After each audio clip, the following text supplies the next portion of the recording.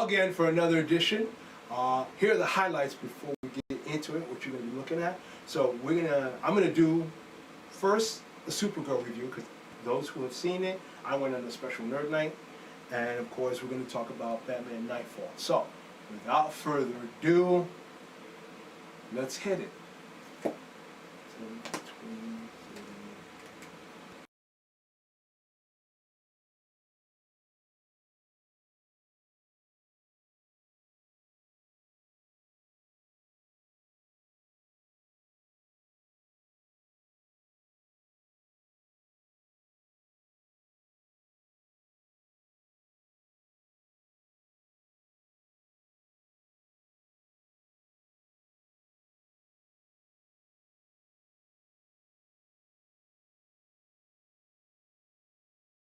And we're back. What's up, my Ricans? What is going on, dude?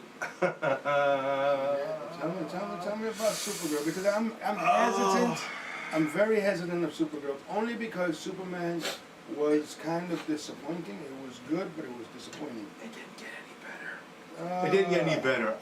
Look. How was Lobo? Just tell me that. Love Lobo. Love Lobo. Yeah, Jason Momoa definitely. No, not because I love the character in itself. Jason Momoa, to me, is Lobo. I mean, he had definitely saved this movie in certain scenes.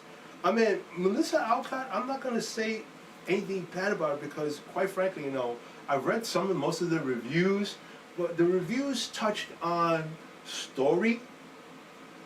I mean, one did touch on acting, but I don't, quite frankly, totally agree with it.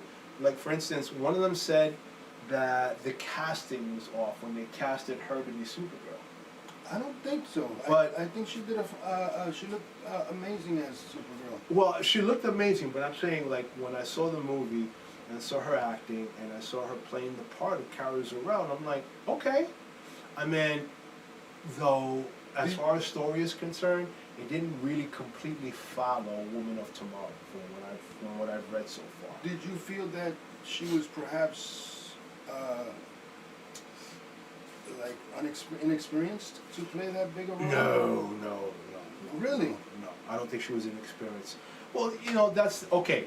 When you say inexperienced to play that role, then you could say the same thing for Melissa Benoist. You could say the same thing from Helen Slater. And I even forgot the one from Smallville. But she only had a short stint, maybe a season or a little, but just appearances. But in those appearances, she's made her presence known. I mean, out of all of them, the two that have to me to stand out so far at this moment would be Melissa Benoist, because she's already had like 5 seasons of playing Supergirl. And this one, Millie Alcott, she's theater production. I mean, yeah, put her against Helen Slater, I would say she did a little bit better, because the storyline from that point when they did it with Helen Slater, I mean, with all honesty, it was all right. It wasn't great. It wasn't great because it was on the heels of them saying, we need another super film. So what do we do? What do we do? His cousin, Supergirl. And then they did, and then it went. This one didn't, I mean, I'm going to be honest, I'm going to give it a 5 for its first iteration, but as me and my cousin Jeff, who was here last week, 5 out of what though? 5 out of 10. Okay. So, but it would have been for me a 6.5 if they would have rearranged certain aspects. Like, for instance, when you do a callback scene for a character to give it context, yes, then you go, oh, okay, I get it. But if you throw it in the beginning and only somewhere towards the middle, like in the second act, that you come with all these, scenes with her and Clark, her and her dad, what happened to Krypton, what happened to, is it Kandor City? I think that's Kandor City. So, but I'm like, that should have been some kind of, like, the part where Kandor City was involved, that should have been in the beginning. That should have given you some context. Okay. Or if not, like, the opening scene was one thing, with Clark, trying to call. I mean, there are spoilers, I'm sorry. So, if you have to, but otherwise, the opening sequence was fine, and then if she was dreaming, more or less, then bring up the scene of what happened to her on Candor in Krypton. What happened to Candor? Because it's a you know, I'm like this with it because Kendall balances it out with her. well, Candor, that scene for Candor makes sense as far as why she's what she's doing at the moment. You know, and not to spoil it, but you saw it in the trailer when Clark is trying to talk to her about going out there, and she likes to hang out in places that have a red sun so that she can drink or whatever. You know, that was pretty obvious, especially at the end of Superman when she showed up for her one scene, and the dog is just dragging her all about. She's having fun with her dog. But he said it. She likes to go to places with red suns where she can drink and feel all the effects and whatever. Mm-hmm. Why? I mean, I understand you're 23, but you're not going to a club. You're going to a bar, and you're going not into a bar. You're going to a dive bar. We're talking like the worst scum of the universe is there to drink. It's not like some like around here, like the local teen bar or lounge, and you're like Yeah. no, not like that. No, just quite opposite. So, in essence, I saw, okay, so there's a depression in my mind, and you're pretty much handling it with alcohol.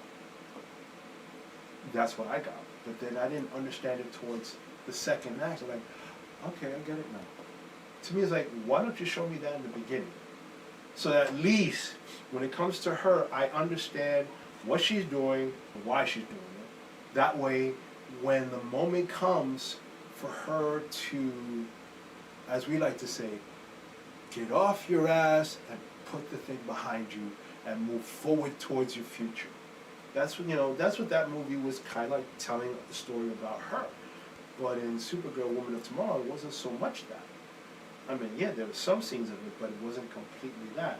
So it kind of lost me. If you're going to quote a comic book that you're basing this movie on, you should at least have a little more. I mean, don't give me the scenes where she's in the bar and you recreated it.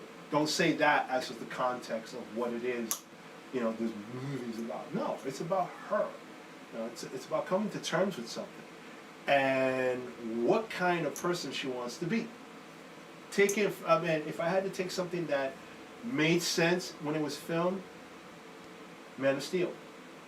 There's a scene where he's being bullied at some point. Oh no, not the bully scene. The scene where he saves the kids in the bus. Mm-hmm. Right? And Yeah. he tells them, what am I supposed to do? Let them die? Let them die, yes. He couldn't do that. And he says, you have to be careful. People don't understand the power, what you have and what you can do. But he also taught him that at some point, you're going to have to decide what kind of man you're going to be. That makes perfect freaking sense to me. That, it's like, I hated to put it in contrast against that, but you know what? That's why Man of Steel did as well as it did. Yes. And it told a story in the truest sense of the word. It's a superhero film, but in the truest sense of the word, this is, what it's trying to tell. Humanity. In Supergirl, it's trying to tell that, but it's trying to do it in scenes rather than give you the contents in the scene to say, oh, okay, I get it. Does it deserve a sequel? I would like to say yes because I like Millie Alcott. I'd love to see if Jason Momoa will come back as Lobo, but I'm like 60-40 on that. He might come back as a Lobo, like, his own stuff. As his own standalone? Yeah. Oh. Yeah, because he's had it in the books. Yeah, he's had it in the books. I would love to see that. I really would because, the way he was in there, in this film, I was like, there's Lobo. I no mistake, that was Lobo, and I was like, good choice. I mean, a better Lobo than Aquaman? Definitely. Really? Definitely, yes. Hmm. Well, the first one, excuse me, will always be my favorite, but, the second one, Yeah, the second one sucked. Yeah, it was, Jason was good, but then this cat, I'm like, what is this become a buddy film? What the hell's going on? Yeah. I mean, if it was gonna be a buddy film, then advertise it as a buddy film. No, the second one was so compared to the first one. Yeah, it's like oh no, it definitely was outperformed in that respect, but it felt like a buddy film, Yeah. and I'm like, what? So it gets confusing. So I'll leave it to you to look at it, but just remember, if you're just a moviegoer, then look at the story and how it unfolds, and then ask yourself, did you believe it? If you're a comic book fan like the rest of us, you're gonna go, oh, that's not how it went. Oh, that's, no, why are they doing that? What's with this? What's with that? I said this morning, and again, with all due respect to to the director, you know who I'm talking about. Yes, James Gunn. With all due respect to James Gunn, I know you did great things with Guardians of the Galaxy, Yes. but Where is it? Superman and Supergirl are not Guardians of the Galaxy. Some of the stuff that you rewrite and stuff, I'm like, I understand it. You're trying to save a buck, maybe. I mean, I'm not, I'm looking at it, you're trying to save money. You're already, been proven with those 3 films. Suicide Squad, the first one was, second one, I'm like, I love Idris Elba, don't get me wrong, and John Cena, and of course, Margot Robbie, but that's it. Now, do you feel that maybe Guardians of the Galaxy, they were like third tier Marvel stuff? They're not first tier like Captain America. No. Okay, so third tier. You think they gave him Superman, who was a first tier? Oh, that's the thing. Why give him something so big when? When you look at the directors that created that with the exception of the first one, that 1977 great film with Christopher Reeve and practically an unknown actor to portray Superman.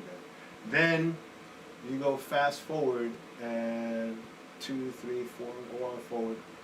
The Sal Kinds. I'm like, after the first one, it kind of like it goes like this, like a cardiac machine. You said there's a heart attack, and then, oh no, they brought it. He's back. He's alive. And then Superman Returns. It was good, but and then comes Zack Snyder's Man of Steel. The ultimate. But remember, after his film, the story, or how can I say it, not so much the historical, but, okay, everything about the film, from the glyphs, from defining the S as a glyph, which none of the movies say, defining the history, the hierarchy of other Kryptonians and where they fall, the fact that they use, in vitro process to create babies, and then the codex that they had identifies what this child is going to be when they grow up. So you had a hierarchy, you had so much, and then that trickled down. I mean, in Supergirl with Melissa Benoist, there was the Elseworlds episode, and she said that you don't have the right to wear that glyph. And I was like, wait, that glyph was about Man of Steel.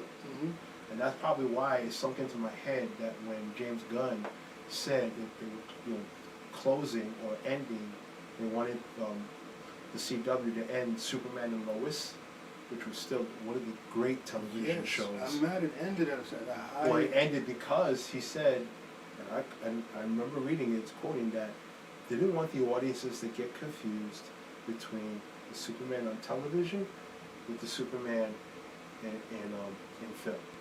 I don't think they would have got confused. No, it's not confusing. No.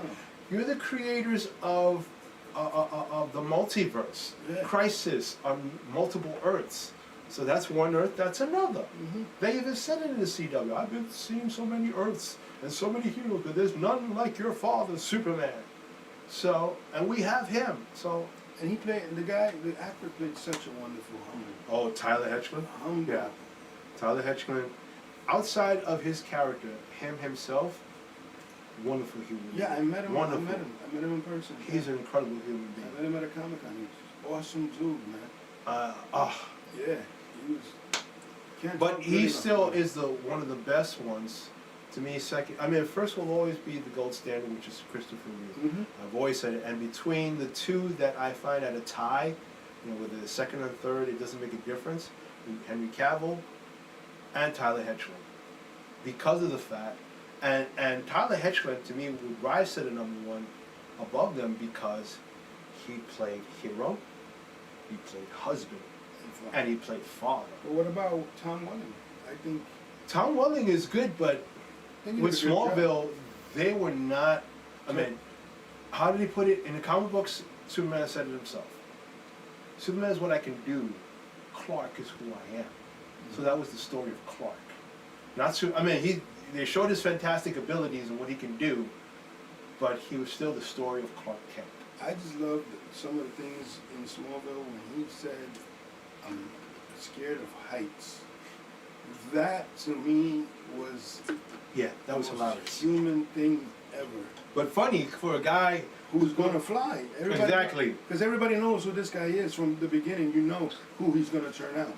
right, What and you so don't know is what he went through to become. and how can you be afraid of heights? Yes. Who does that? Yeah.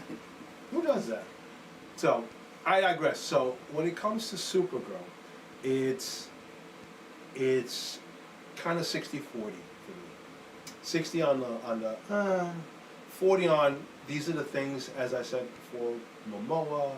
I do like Millie Alcott because she brings a different look and a different feel that most of the others don't bring to Supergirl. With the exception, and I say this to you, if you are watching, Sasha, I love you. You are my Supergirl. And if it wasn't for Ezra Miller as the Flash, no. But Sasha Calais, I forgot to mention her as another cinematic appearance, but she was good for the part that she played as Supergirl when they did the Flashpoint reversal. Yeah, but the Flashpoint should have been better. It should have been more to the comic. Of course it was, but again, It should have been more to this the is why comic. I love Henry when he says he wants to be loyal to the source material. And there's a reason for that, because the source material is the reason why you picked this book and said, we're going to make a film adaptation of it. So if you're going to make a film adaptation, I mean, with a certain extent of not being exactly the same thing as the book, but yeah, I get it. In film, there's certain things that need to be changed, certain things that need to be expressed so that people can understand what it is. So in that respect, I understand, but still, if you're going to follow it. Give the people, us, nerds, and even those who have never seen it, some context. Give us an opportunity to understand the character and go, oh, okay. You mentioned Henry Cavill, and I'm sorry to interrupt this. Rumor has it he might be in a Game of Thrones. I don't know if it's going to be a movie or anything yet, but rumor has it he is interested in Game of Thrones. He did the 2 doors, Yes. so I would not be surprised. Yes. And he's done, was it Immortals? So Yes. I would not be surprised. A little bit of Nervo Chinche right there. Yeah. But you didn't hear it from him. No. No, Mm. we didn't say nothing. I don't know Mira, nothing. ni lo veo, ni lo hablo, ni lo oigo. Okay?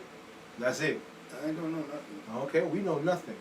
And with that, it's going to be time to pay some bills. Yeah, we're going to be paying some bills. You know what? No. I pay bills. No, you're paying bills. You get on the pole, we do the spin. We spin on the chair. You better bring back something, bro.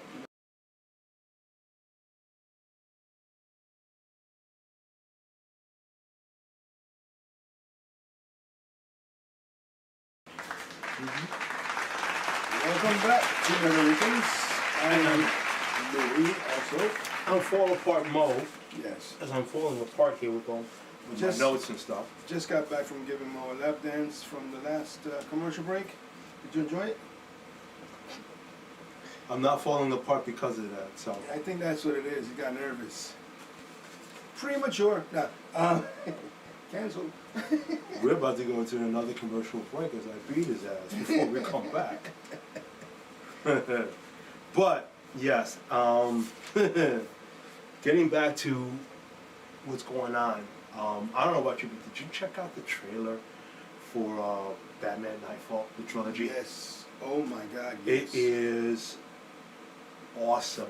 Yes. The fact, this is, as I said in the last segment, if you're going to take the source material, be loyal to the source material in some respect. And this one here, even though it's animated, is a great example of that.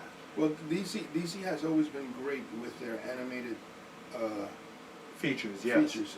Can't say that much about their live action. No, It's- Marvel is the ones that have the problem with the animated series, with the exception True. of X-Men. With the exception of X-Men 97, yes. But they We'll don't talk about that later. Yes, but they really DC really has a catch They did. for that, and I always said, when it comes, and only one show did it. One show did it, which is Superman, Life and Death. The Battle of Doomsday, that whole segment of the Battle of Doomsday, Mhm. right? If you were to take that out, go to Batman v Superman and take out that battle, right? And put this in a live action, and don't make him like 12, 20 feet tall. At best, 8 or 9 feet, that's it, like Hulk size.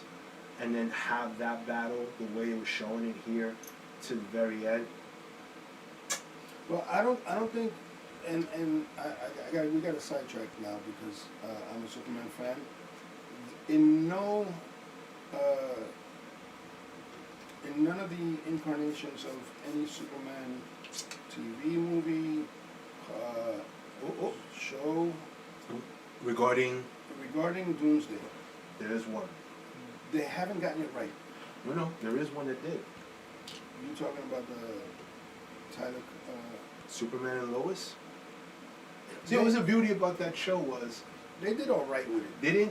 they took the source material, right? But they readapted to a point where you don't go, oh, come on. You go, oh, that's interesting. That's nice.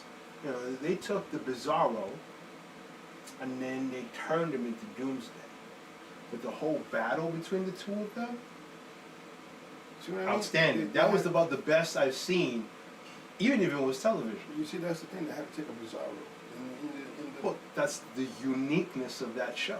yeah, no, in the cartoon, in the comic book version, they didn't take Bizarro at all. No, they didn't take Bizarro. But as we both know, and those who know it out there too, Doomsday was an experiment. They took a Kryptonian, they put him into the worst conditions that could be. They kill him, brought him back. They kill him and brought him back. And kept on doing that until the point that for every time they killed him, when he came back, he was stronger than the reason that killed him in the first place. So you couldn't kill him twice the same way. Mm-hmm. You can never kill. It's like when and I think in the books, Superman 100 Prey, it demonstrated that in one planet there was a person of pure energy. Boom, blasted him, dead. He came back stronger. And what killed him the last time did not kill him the second time. Yeah. Okay. So when you take a look at the source material in that respect, yeah. And the battles that have happened, see, I'm looking at the battle. I also feel that in order for them to bring Doomsday into any Superman, Mm-hmm. they have to establish the characters that were involved, and that has never been done. No. I mean, in the comic books, he was never established until the book Hunter Prey. But in the original format, from the first time they introduced him, he was already on Earth. And like for thousands of years trapped, and then somehow he got free. I love the first page. He takes a little pigeon. Everybody thought he was gonna be nice with it. All of a sudden, he squeezes it, kills the bird. I was like, what, Mm-hmm. what is this? I like how they led up to it, meaning that in the issues coming to, you just see someone punching. Yeah. Punching. So they did the same thing with Superman and Lois, punching. I remember. Punching. I know. I saw it. So they kind of like, they mixed it, and when he first was introduced, he was introduced as Bizarro, but he was wearing the suit that was Doomsday. So when he appeared, it's like, oh shit, damn, it's Doomsday. And then when he finally saw his sister, oh, it's Bizarro. What the hell's going on? And then as the story progressed, I'm like, ooh.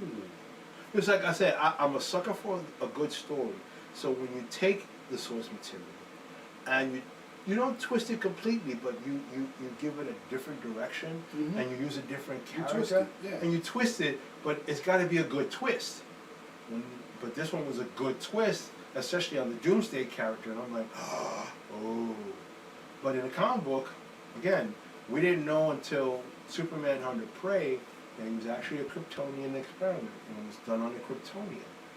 That's why in Superman v Batman, that's when the idea came and said, wait, if he's Kryptonian, then he should have the same weaknesses that Superman has, and that's why the Kryptonite spear did him in.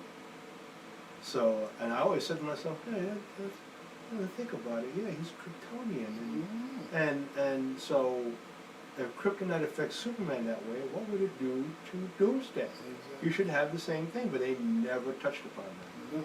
At all. It kind of made it seem like he was an unstoppable thing, and if Kryptonite was used on him to kill him, he came back, and it will no longer affect him. That's the only thing I could say for that particular, origin character.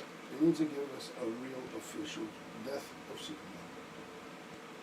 They do, but I don't know if they're going to do it with Corn Sweat. That's for sure. I don't think so. I mean, you need to bring back Cavill for that. I would say this much. You bring back Cavill, bring him back in the story that I saw one time a director wanted to do, which is Superman Red Sun. And that's where he, instead of landing in Kansas, he landed in Russia. Yes. That's a great story. I got the book. But we digress. Let's get back to Batman. Yes. Nightfall. The Bruce's back is broken by Bane. Yes. I'm like, that storyline, I was like, oh, again, no. Again, if this works out, this would be the best interpretation of the back breaking. I mean, look at the cast. I mean, you got Pablo Schreiber from Halo, and he's playing Azrael, which was one of, I think, and I'm not mistaken, did you see Bruce's apprentices? Did you see the image they have of him? Oh, who? As Azrael? He's too pretty. He's too what? He looks like a pretty boy animated version. An animated pretty boy version. He looked like. Are we having no. Are we having a male moment here that you're feeling a little? No. Meaning he looks like the remember the Fantastic. What was it, Fantastic? No. I'm waiting. The movie with Scarlet's sister. What's that one called? Scarlet Witch's sister. Scarlett Johansson's sister. Okay, Yulova. Remember the one that was supposed to be the bad guy, the Superman version of that universe. Oh, you talking about Sentry? Yeah, look, he in the cartoon, in the animated version. So Sentry's pretty? No, in the animated version, he's drawn similar to Azrael in the cartoon, in the comic books. Okay. And I did take a little note on that, but I'm like, I didn't feel like, I don't know, a male inferiority towards him, like, I don't feel inferior to him. I mean, yeah, he's good looking, so what? I mean, I'm pretty. Why not?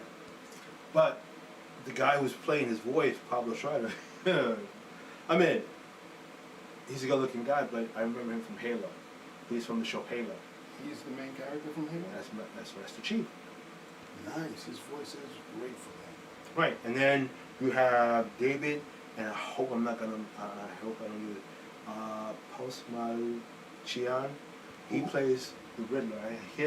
The last thing I remember him from was in Suicide Squad 2. He's the one with the bubbles in the suit that he created. I mean, he's done so many other things, like, I love the Joker scene in the commercial. huh? The Joker scene in the trailer? Yeah, the Joker scene, I'm trying to figure out who that was, but he's the Riddler. He plays the Riddler, Okay. okay? Who's playing the voice of Batman himself? Bruce Wayne. Wait, I'm getting to that one. You got Michael Mando, who's playing Bane. Okay. Now, if Michael Mando, you will see him in Spider-Man Brand New Day as a Scorpion. Okay. And he was also, you know, the Scorpion, well, was somewhat of the Scorpion, and was it in earlier Spider-Man film. I'm trying to remember which one is it now. 2 or 3? 2. 2. Because I remember there's an end credit scene in which Mando comes across Michael Keaton, Condor, and they have words and it moves on and then that's it. But he comes back and he's going to be as Scorpion in this film. Mm. But he's also going to be Bane Okay. in this one. And then comes, of Please course... tell me that I'm hoping they take away that stupid accent he had in the animated series. Who? Bane. Oh, you mean like, what is it, what do you call it, Young Justice? When he had the voice that he come from Mexico? Yeah, nah, it made no sense. Yeah. Yeah, this time there was, I am going to use my venom. Yeah. It made no sense to make him from Mexico. You know what I'm saying? I didn't say it. He did. Yes. Leave your hate mail to Lou at Yes. Ricans.com. Send them to me, please. But no, and now for the number one, the main man, the Batman. Uh-huh. We're talking from Star Trek Strange New Worlds, Captain Pike Anson Mount is playing Batman. Really? He's voicing. When I actually heard the trailer again, it's like, wow, the captain. The captain's playing Bane, bro. Really? What? Okay. Yes. Are you kidding me? That's good. Hell yeah, it's good. I mean, I remember Kevin Conroy. He's voiced other animated series before, I think. Yes. Yeah, I believe he did. Well, I'll have to look that one up. I think so. Because, again, I don't know for sure, but I'm gonna say I don't know. Yeah, I don't know. But I for do sure. know about this one, and from what I've seen in the trailer, I'm like, yo, it's good. You know, it's good. I'm thoroughly looking forward for when it comes out, because right now it's being internationally shown, and it had rave reviews behind it. It still said it's coming out in 26. We don't know. The, I mean, the trailer that I saw, it says coming soon. It didn't even tell me. coming soon. So that could be anywhere between now and Comic-Con, Yeah. which is in October.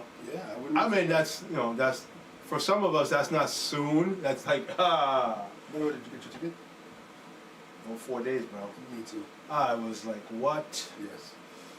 Sorry. I almost missed out. And if you didn't get yours, go online now. Yeah. Well, not now. No, After you the could. show. You could. After the fact, you could. There are still tickets left. The only thing that's not being sold is the 4-day Yeah, pass. but don't go now. Go Gone. after the show. After the Yeah, show. no. Put Yes. that down. If you can chew gum and walk at the same time, fine, go right ahead. But if you miss anything, that's on you, because we play back. Yes.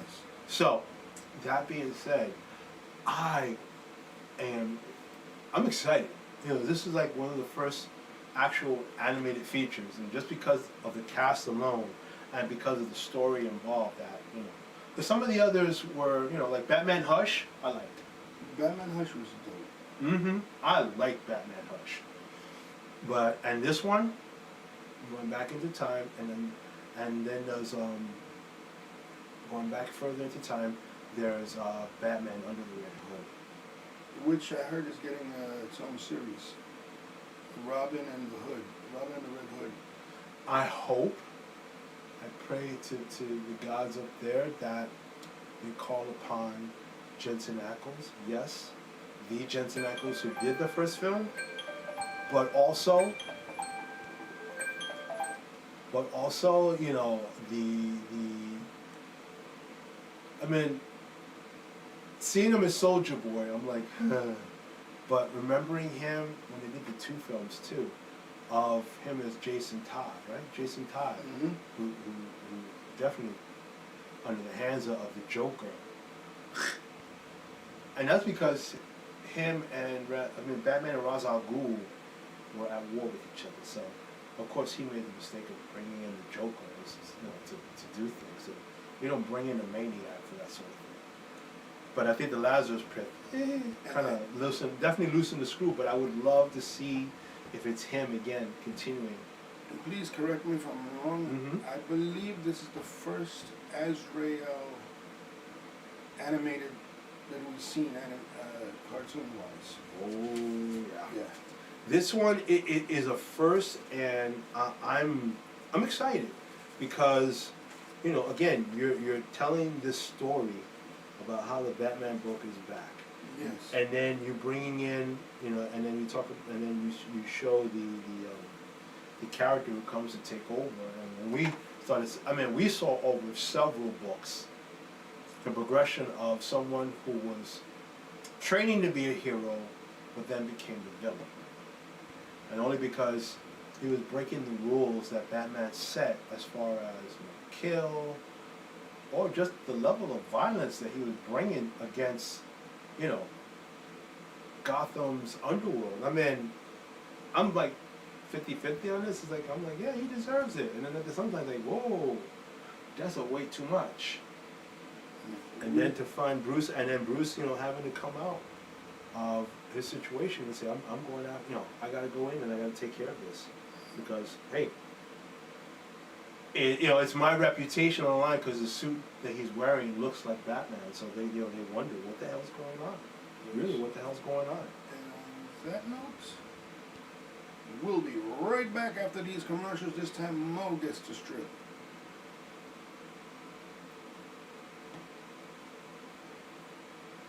You gotta see his little red thumb, it's cute. I'm gonna get him later.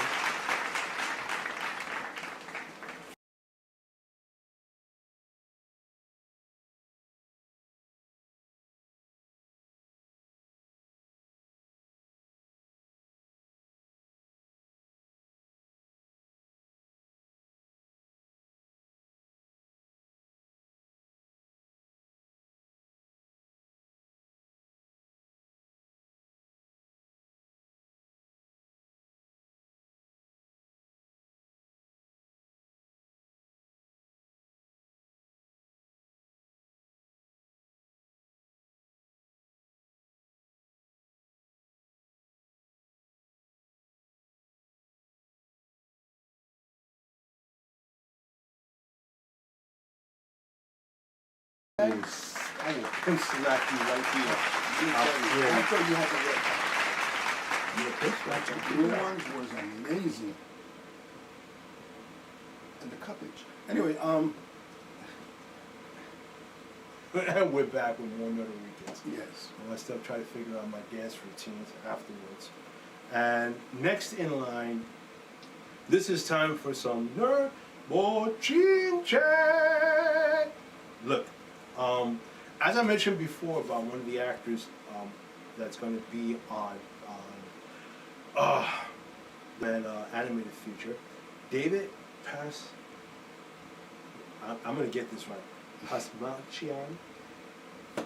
He showed an interest, and again, he's playing the part of Riddler, but he's been showing an interest about doing Morbius. Now, again, you already know, Jared Leto had done that film, and it did poorly in the box office. So poorly that I don't think they're not even greenlight the second film just yet. And there's no way, and there's no conscious reason for the cast to come back to him. Maybe not, depending on who. But he wants to play the part of Morbius because he says it's a dark reflection of people wanting to not just self-medicate, but look towards medication as too much of a cure. Like everything of the fads that are coming out. 1 week it's this herbal that's going to cure this thing, or this is going to lower your blood sugar, or this is going to, give your vitality back. It's always some sort of fad. Mostly it's natural stuff, but again, then you have the GPL ones. Everything from Buongiorno, semaglutide, and it goes down and further and further and further. I mean, it becomes a fad because these things were, the GPL ones were meant for people with diabetes, so they can help them by lowering, their body fat, their weight, everything, so that way the sugar and the glucose goes down. But then it became a radical free-for-all for everyone to take it, and so it's a kind of reflection of that, because the story of Morbius was that he was looking for a cure for himself. I forgot which was ACLS or what have you, but in the process of the cure, he then became a vampire because of it. So you have to look at that particular box right there, where people are trying to find a way to cure themselves, and what lengths they go to make it happen. That's what he wants to grasp upon when it comes to that movie. So I'm like, okay, it's an interesting concept. I mean, I would be interested if he did do it, because Jared Leto is decent enough, and like I said, I saw Masters of the Universe, and I'm not gonna say anything. I mean, people didn't like it or did like it. I liked it. Okay. He did a great job as Skeletor, especially because of the fact that he did a great job doing it, mirroring the animated version of him there, because again, it's He-Man. It was more for kids, us, when we were kids watching it. Yes. So you can't go too dark and you can't go too humorous. There has to be a balance, and in that part for Skeletor, he did a great balance. The one with Dolph Lundgren was leaning more on the dark end of it, because you got Frank Langella playing that part. He was dark. There was nothing funny about that man when he showed up. Nothing funny about him. So it was dark. There was nothing funny about Dolph Lundgren. I'm gonna leave that one alone. I'm gonna leave that one alone. Especially since he was in the second one. I'm like, what was that advice again? Very moving, I think. But I digress. I look forward to seeing, if that ever happens. Because if he does, and he's a wonderful character actor, so I could see that happening more. I could see him touching on that aspect of it and bringing it out. So if you're listening, WB, whoever the powers that be behind it, give him a shot. I'm pretty sure he's going to give it everything and then some, and you'll probably get what you want. Hope a great box office draw. And that's it for Nerd Bochincha, and as always, no lo oíste de mí. I said nothing. Wait, before we end Nerd Bochincha, there's one more I'd like to do. Yeah. Nerd Bochincha Part 2. Okay. I'm hearing the Joker is getting a series of comics where something happens to Batman, I'm not too sure. And the Joker becomes curious and wonders, and basically becomes a good guy. It's interesting. It's interesting and funny at the same time. His arch enemy is missing or hurt or whatever, and he wants to know who did it, because it wasn't him. He always pictured it would be him.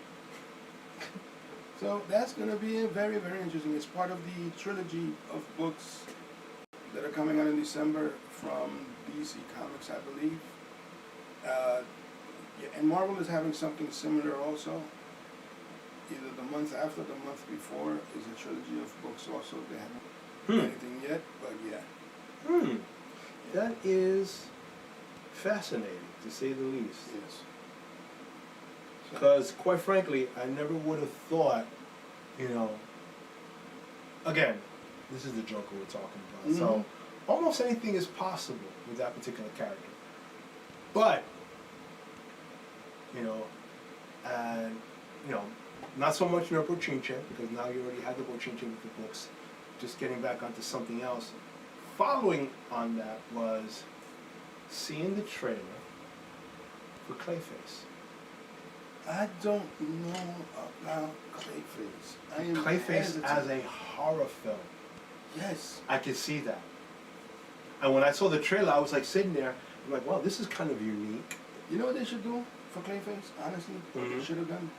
Do you remember the episode where Clayface, in the animated series, there's a young lady who's scared of Clayface or whatever, and she's trying to run away, but in fact she was a part of him in human form? Do you remember that episode? And Wow. That takes me back. yes. That episode was so good that I think that that's the direction they should have went. You want to make it a horror film? Make it a horror film where the girl is running or whatever, she's scared, Batman tries to save her, and at the end he realizes that she is part of Clayface. That would have been awesome. Yeah, you're biting off the animated series, but you're making it longer. You're extending it. You're making it. Well, you're giving a new look.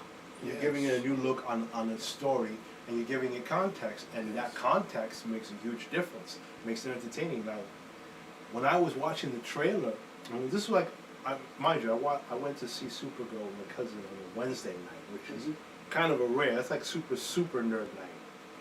And it almost looked like it was almost filled, but it wasn't. I'm sitting there, I'm watching this trailer, it's like, this is a nice horror.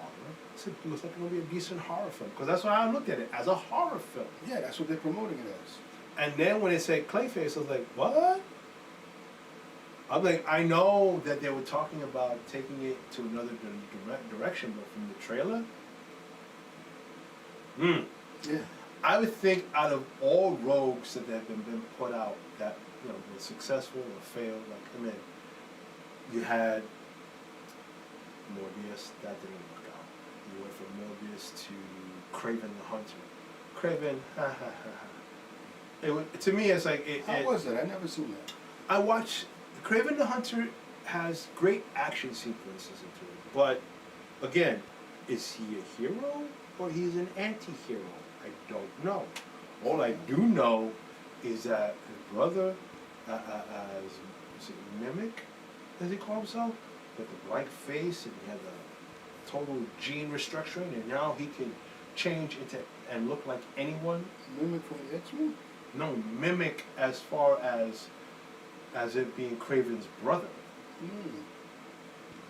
He does look like Morph from the X-Men. He does. When I looked at him, I was like, that's Morph. But he mimics, as a kid, he was showing off that he can mimic anyone's voice or sound, and the next thing you know it, some genetic manipulation happened, and then he could change into anyone, well, practically anyone, and sound like them too. So I was like, what? So it started off one direction, which was entertaining, till then it then went off into a different direction, which I'm not going, what?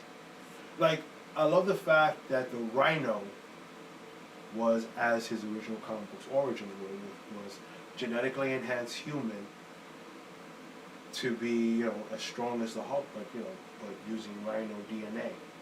Not like the one in Andrew Garfield's Spider-Man, Yeah, and it was mechanical. which was the mechanical. Now, Paul Giamatti, I love him. Don't get me wrong. But do you feel he should have been in this appearance as Rhino also? I mean, not really, because the tone of that film versus the tone of Craven's film were too much. So it's like this one was more dark. This one had a little bit, a little bit of humor attached to it, and it was also opening the door to the Sinister Six.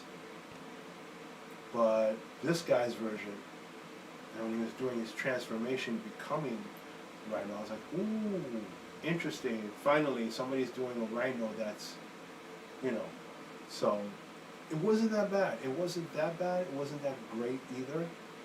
But the sequences, when it comes to the action, he was good for that. Okay. Though I would have preferred that, like in Age of Ultron, that he didn't die. Because I figured, wait, you're a speedster, you should have regenerative healing, so you shouldn't be dead. That's what I'm saying. But Marvel doesn't kill anybody. Yeah. Well, yeah. In comic books in general, no one's really dead. And I mean, the only way they're really dead is that their numbers were so dead that it made no sense to bring this character ever back to life. Mm-hmm. So that gives you an idea of that. But I have to tell you,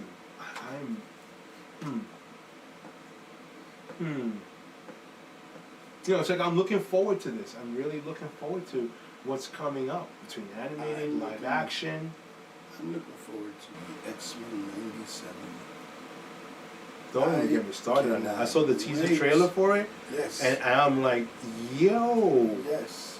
what's up with this show? I'm like, but then again, the original creator who disappeared off the face of the earth after, you know, the premiere of, even before the premiere of the first season. And it's amazing. It's like, how many years now? It's like almost 2 years since it passed. Mm-hmm. And this show left so much of an impact that the hype behind, you don't even have to put no hype on it, excuse me. There is no hype. The show was that good. And the anticipation of the second one. Yeah. Can't wait. That is on my top of my list. Kidding me? I'm counting, I'm waiting for the days for it to happen. Waiting for it to finally make an appearance. So I see the teaser trailer, I'm like, I see, you know, what might be, when, you know, I'm like, no, I don't want to hear the might be's or whatever, and it's going to become, no, and you know what's bring it. interesting? They left it at a very interesting cliffhanger. Mm-hmm. And they showed you bits of the next season. Like, Mm-hmm. you know for a fact that Apocalypse will be there. Yeah, but Apocalypse is being dealt with in the future. And in the past. Well, yes and no. So, the past Apocalypse, Evan Sinor.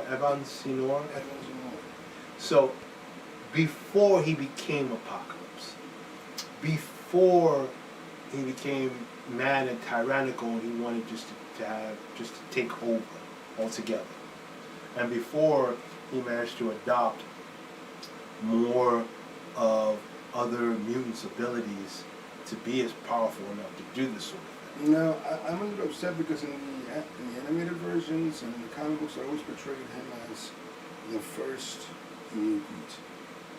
He wasn't the first because he got other mutants from here to help his ability to become more powerful mutant. So he wasn't the first mutant. No, he wasn't. If you look at it that way.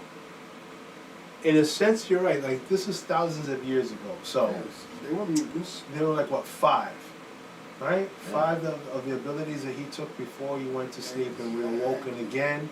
So whether he was the first or the second or the fifth, those were the first generation of mutants, but that's thousands of years ago. Right. Until future time now, where there's thousands of mutants everywhere and growing. I'm actually, and I know I've heard it as a rumor, I'm waiting for House of M. No more mutants. Yeah. I want to see that. I want to see that. I'm pretty sure that'll be in the third season. No, I don't mean it in the animated future. I mean, if they do it in the animated future, oh. Yeah, I think that'll But I meant as a live action film. If they do House of M. But before they do House of M, they need to do that other storyline that was big.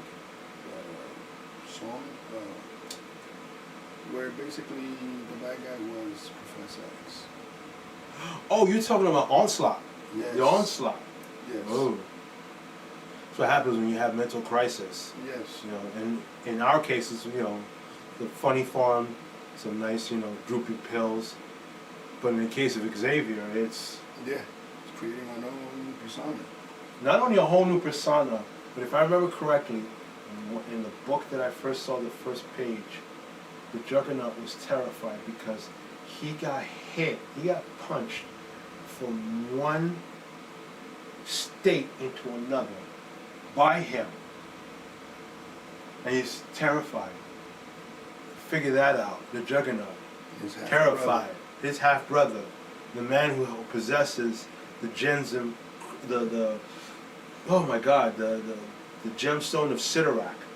You know, he's giving the Hulk a hard time, and somehow Charles Xavier as Onslaught, one punch, boom, send him into, from, I don't know, North America, South America, wherever the hell he came from. When he landed, you were like, ah, no, no. I'm like, no, this can't be. But that onslaught.